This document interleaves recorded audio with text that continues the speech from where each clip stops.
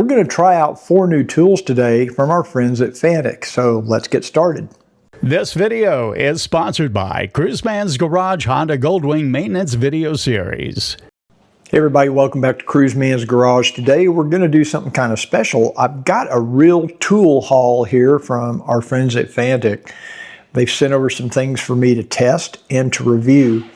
And what I'm going to try to do in this video is a couple of different things. Number one, I'm going to try out the products and see how I like them. And number two, I'm going to try to decide, are these things that you could use in your garage? Because this is Cruiseman's Garage, so there has to be an application for these products on how you can use them on your car, your motorcycle, or just around the garage in general.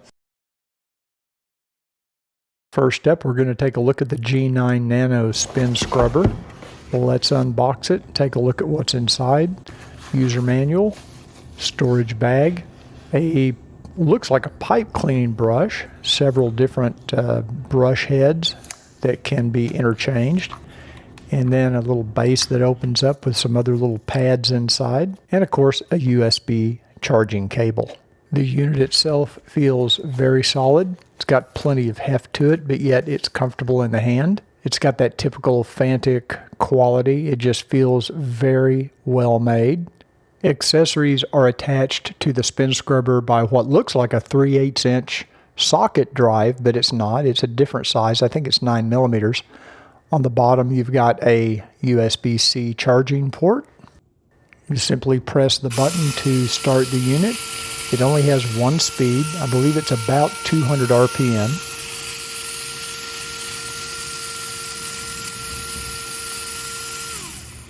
The unit comes with 3 different brush attachments. They simply snap in place, very easy.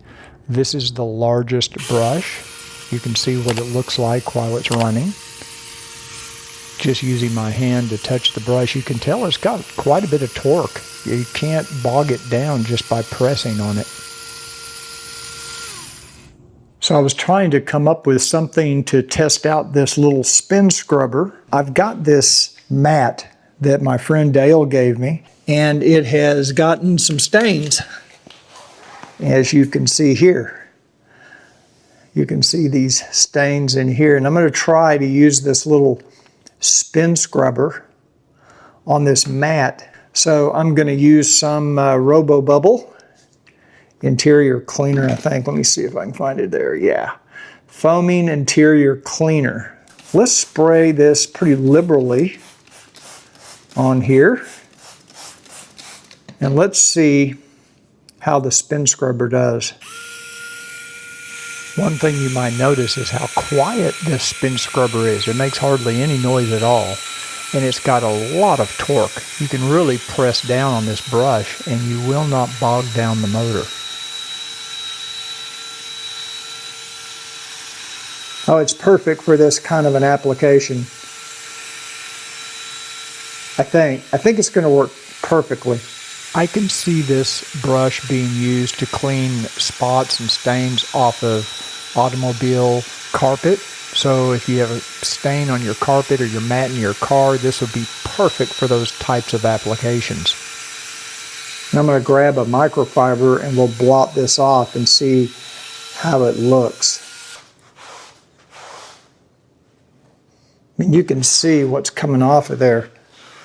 That is the perfect application for that little spin scrubber. So everything was going great. I thought I'd found the perfect application for this little spin scrubber, but it turns out when I came in the garage the next day, I was shocked to find that the brush on the spin scrubber had completely disintegrated. I mean, you can see it basically ate the plastic right down to the base that connects to the spin scrubber. I contacted Fanttik about this, and as it turns out, the spin scrubber is only designed for household use with household cleaners like Windex or Fanttik. I did test the smaller scrub brush using Windex and some other household cleaners, and it worked fine. I even used some pretty strong toilet bowl cleaner, which has bleach in it. I used the smaller head to clean some grout. It actually did a very good job of cleaning it. And there are applications where this spin scrubber works very well, but I'm hesitant to recommend it right now because I'm not sure what chemicals you can or can't use with these brush attachments. Fanttik told me they do plan to come out with some different brush head attachments that will withstand automotive type chemicals. Honestly, I didn't think an interior cleaner was that strong. So the little brushes might be good for around the house, but not so much in the garage. I did get a chance to test out these little polishing pads, however. This hook and loop base will connect to the spin scrubber, and you can then attach these little scrubbing pads. These yellow pads are more for heavy scrubbing, while the white pads are a soft foam and can be used for polishing. So to test out the spin scrubber as a polisher, I have this smart key on my Honda Goldwing that's pretty marred up because it's been in my pocket. It gets kind of scratched up. It's a clear plastic coating, and as you can see, it's pretty scratched up, pretty marred up. I decided to start out by using some 3000 grit sandpaper to do some wet sanding to get down below the scratches that had taken place in my pocket, just that marring that you saw in the beginning.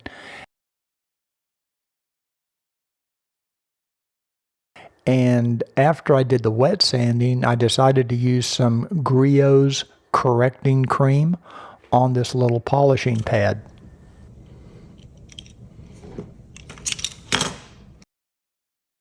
This correcting cream is not Griot's harshest polishing compound, but it does a pretty good job, so we're going to try it out here.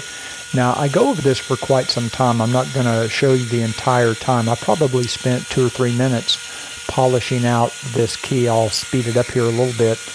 And I am putting pretty good pressure on that key, so it never did bog down. It really does a good job. And as you can see, some of those scratches are now starting to come out.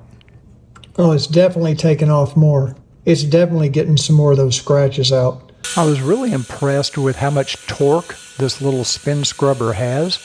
No matter how hard I press down, it never bogged down. It just keeps going. So it's actually a pretty useful scrubber.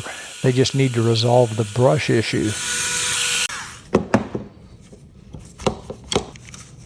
It's definitely getting better. So to take out the scratches left behind by the correcting cream, I'm going to swap out the polishing pad with a clean pad and use some of this Griot's perfecting cream.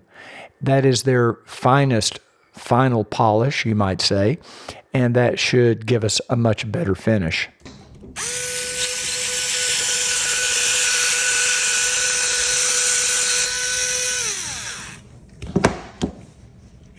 I have to stop every now and then and wipe it down just to see if I'm making any progress. I decided to finish this project with a little bit of show polish from Airlon on a very, very soft microfiber cloth. You don't want the microfiber cloth itself to introduce any scratches on the painted surface, or in this case, the clear plastic. So this is after using the show polish. I think 100 times better than it did before. Almost like a new key. And the good thing about the show polish from Airlon has a little bit of wax in it. That just shows that this little spin scrubber, actually with these polishing pads, can almost be used for some very minor paint correction, clear coat correction. With this pad, it's very, very soft. You wouldn't be able to do a heavy cut with it, but you could definitely do a final polish like we just did. And that was the purpose of the test. I just wish the brushes held up better with cleaning fluids. I'm not sure what's going on. Okay, so let's take a look at the cordless electric scissors. Not exactly sure at this point what I would use these for in the garage, but I was intrigued by it when I saw it on their website. Oh, look at this, cool little bitty thing. Okay, we have the manual as typical. We have a storage bag, which is kind of typical Fanttik. Almost all their products come with some kind of a little storage bag. We have some what look like little cutting wheels. Well, look at this thing. This is so cool looking. But what can you cut with it? I don't know. Let's see. Let's see. How does this work? How do you turn it on? Maybe back here? Okay, so maybe you have to hold this in, and there we go. You have to hold this button in. This shows you your battery level. It's currently on Eco, and I'm thinking if you turn this, yeah, that sets it to regular, and this sets it to maximum, and I'm assuming that is adjusting the torque and how much power this little cutting wheel actually has. Let's try it on Eco first. So you have to hold this button down and then press the trigger. And these are additional cutting wheels. Okay, just checking the manual, it says here you can cut flexible, soft materials up to 6.5 millimeters in thickness, such as carpet, PVC, cardboard, leather, fabrics, and similar materials. Let's give it a test on cardboard because I'm always needing to cut up cardboard boxes. Okay, so I found just a scrap cardboard box here. And we're going to see if we can cut along this line. Oh man, like butter.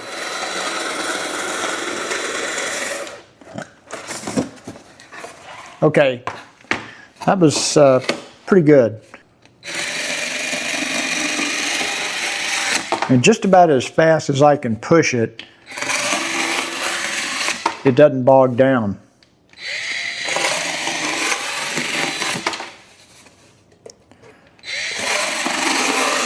If you do a lot of cutting of carpet or other materials, perhaps you could justify having this in your toolkit. It is USB-C rechargeable. It feels extremely well made. So the one I'm really excited about is what they call a precision rotary tool. So let's open this up, see what's inside. It's like Christmas around here at Cruiseman's Garage. And I also want to point out, Fanttik is not sponsoring these videos. They're not paying me to make the video, but they did send these products to me to test and review, so I didn't have to buy these products. Okay, let's pull this out here. Once again, nice user manual. I'm not real good about reading instructions. I just like to tear into things. It's like a case. I'm just going to tear it off. See if surely I can figure this out. Okay, let's see. I think you just mash on this, maybe? It says press area. Okay, well there's a little button here. Ah, there we go. And this pops out. Wow, that thing's small. And it says press down firmly to set the speed. I guess this is a button right here. And I'm guessing this comes out too. Yeah, because here's all your little tools. Look at that. Isn't that cool? Man, I love the way they did this. Very, very nice. And this thing turns. So you've got all your little grinding wheels, your little bits. Wow. Very cool. Lots of cool tools, little drill bits. And oh, I think it's magnetic. Very cool. So these are on little magnets that hold them in place. That is very, very ingenious. And this looks like a tool where you could attach like a little Dremel buffing wheel or something, or polishing wheel or cutting wheel. Very impressed with the way Fanttik packages their products. And then this thing is just super, super small. Let me turn it on and let's see if we can get it to... It's got a light. It's got the USB-C charging port in the back, and this lets you set the speed. I see. You can barely hear it, but I can, every time you press it, it changes the speed, and I can feel it, this head turning. For intricate polishing of small items, I guess like jewelry or other small items, I've actually got a Oh, I see. When you peel this off, now you get a little indicator light. The F2 Master has 5 speeds. Each time you press the button, it increases the speed. The low speed is 12,000 RPM, and then the second speed is 15,000, then it goes to 18,000, 20,000, and the high speed is 25,000 RPM. And that's the high speed there. Can you hear that? It is so quiet. It has a little bit of vibration, but not too bad. Okay, I've got this plugged into a USB-C cable, and apparently this little light at the base is what indicates a full charge. I should also point out that the collet on this F2 Master is a 3/32 inch collet. This is smaller than what you would find on a standard Dremel tool, but it is a standard size, and there are plenty of accessories available to fit this tool on Amazon or other places. I purchased some polishing wheels like this off Amazon, so they're easy to find. I'm going to remove this cutting wheel from one of my Dremel tools and see if I can't install it on the one that comes with the F2 Master.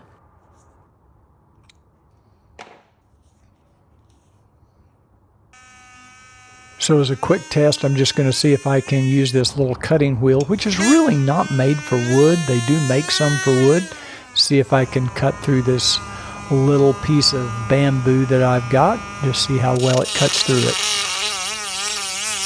I'm just using it on the lowest speed, which is 12,000 RPM, and it's cutting through it pretty well, and it's not bogging down. That's the good thing. It's got plenty of torque, so it's not getting bogged down on this bamboo at all.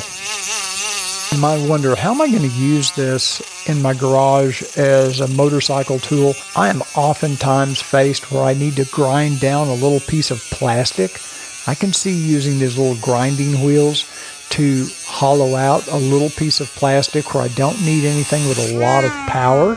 This is so small and lightweight, and it's cordless. I can see using this on plastic parts on the Honda Goldwing. The last product we're going to test today is this X9 Pro Air Inflator. I believe this is a little bit more portable version of the X8 Apex that I use on my Honda Goldwing. So at first glance, it's obviously a smaller form factor than the X8 Apex. Fits easily in your hand. It's got the same control panel, very similar LCD screen or LED screen. There is a USB-C charging port on the bottom and a small rubber door that opens up to reveal some air tools that you might use to, say, air up a basketball or some other kind of sports equipment. The air hose is permanently attached, and when you remove the yellow end, it basically turns the unit on. So as soon as you replace that back into the holder, it turns the unit off. The hose is very flexible. It has a screw type connector, and as you can see, when you put it back in place, it's got like a little magnet switch, and when you put it in, it turns the unit off. So I decided to grab the X8 Apex out of my Goldwing saddlebag, and I thought we would compare the size and the features of this X9 Apex with the X9 Pro. Because of the way the hose is connected on the X9 Pro, it really is not that much smaller. It's a little bit thinner. It is a little bit lighter, but it still feels very substantial and very well made. One advantage the X9 Pro has is you don't have to keep up with a separate hose. I do have this optional hose that has a quick disconnect, which I really do like on the X8 Apex, and they don't offer a quick disconnect feature on the X9 Pro, but still, I think the fact that you don't have to keep up with an extra piece of equipment probably makes this a good choice for most motorcyclists. The interface is very similar to the X8 Apex. It doesn't have as many memory features as the X8 Apex, but it does have some presets, and it displays the battery level. So first I'm going to plug this into my USB-C, and we're going to fully charge it. We'll wait until all 4 bars are fully lit. So now we're going to compare the performance of my X8 Apex to the X9 Pro. And the first thing I'm going to do is I'm going to let the air out of this front tire on the Honda Goldwing, and we're going to see how long it takes to fully air up the front tire. And once I get this completely screwed on as tight as it'll go, you can see it's reading 0 PSI on the readout. And next I'm going to hit the plus button and just hold it down until I get to 40 pounds per square inch.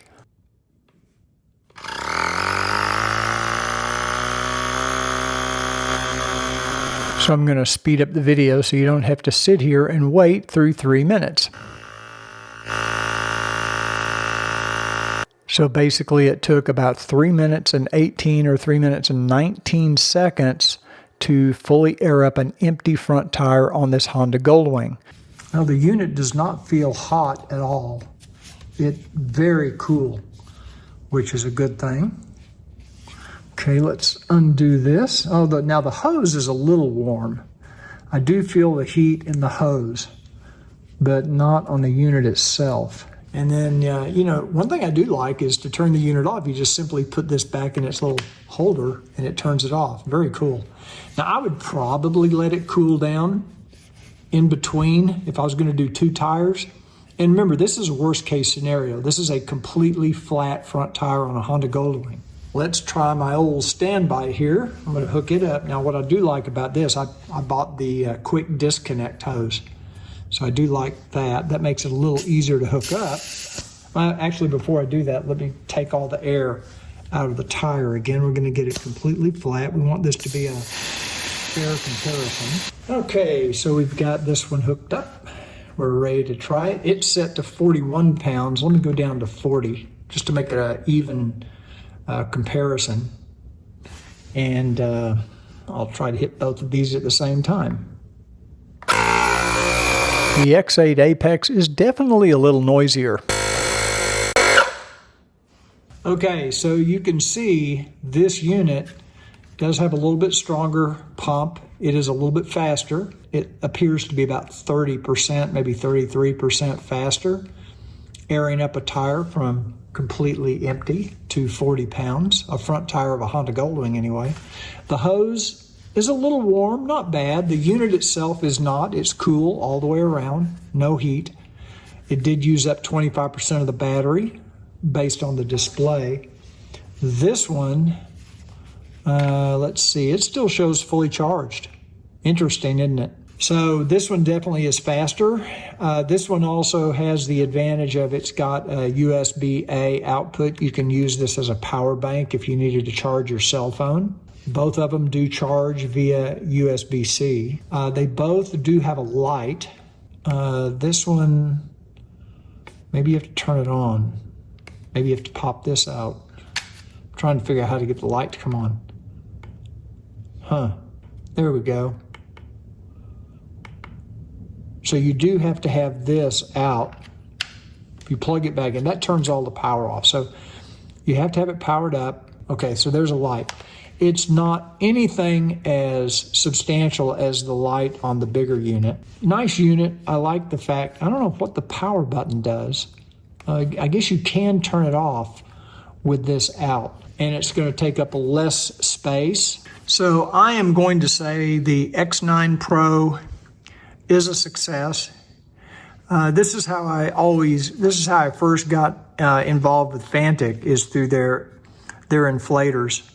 And I've never had one that I didn't absolutely love. I get a lot of requests from companies to review their inflators, and I just always reject the opportunity because these have always been so reliable and so well made. And this is kind of, in my mind, this is what Fanttik is really known for, are these types of products. So this is a success. I'm going to say I can recommend this.